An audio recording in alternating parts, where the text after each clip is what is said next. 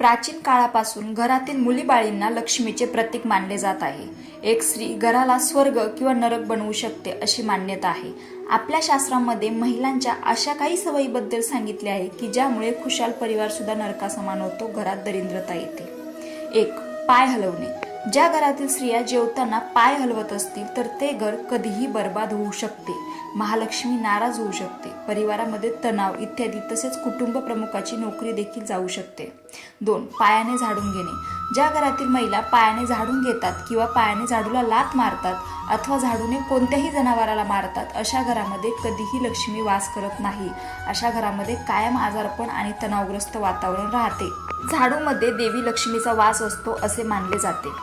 खरकटी भांडी ठेवणे. खरकटी भांडी गॅसवर किंवा ओट्यावर तसेच सोडून त्या घरातील महिला आराम करत असेल, झोपत असेल तर त्या घरामध्ये लक्ष्मी कधीही येत नाही.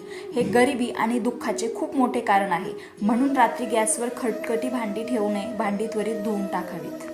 लाथेने दरवाजा उघडणे. ज्या घरातील महिला लाथेने दरवाजा उघडतात अथवा बंद करतात तिथे देखील लक्ष्मी माता नाराज होते. तर तुमच्या घरात असे होत आहे असे निदर्शनास आल्यास ते त्वरित थांबवा. हे विनाशकारी असू शकते, कारण महालक्ष्मीचे आगमन दारातूनच होते. दारात बसून जेवण करणे. जर तुमच्या घरातील महिला घरातील दारात बसून भोजन करत असेल तर यामुळे बर्बादी होण्याचे प्रमाण वाढते. हिंदू शास्त्रामध्ये याला खूप अशुभ मानले जाते. उशिरापर्यंत झोपणे. ज्या घरातील महिलांना उशिरापर्यंत झोपण्याची सवय असते त्या घरात लक्ष्मी माता कधीच प्रवेश करत नाही. आपल्या घरातील असफलतेचे हे कारण बनू शकतं. एवढंच काय तर कुटुंबात मृत्यू देखील होऊ शकतो.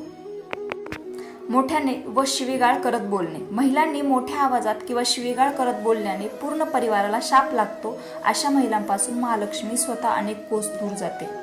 सौभाग्यवतीने अलंकार उतरवणे. एक विवाहित स्त्रीने मंगळसूत्र, पैंजण, जोडवी, बांगड्या असे सौभाग्य लेणं असलेले दागिने कधीही उतरवून ठेवू नये.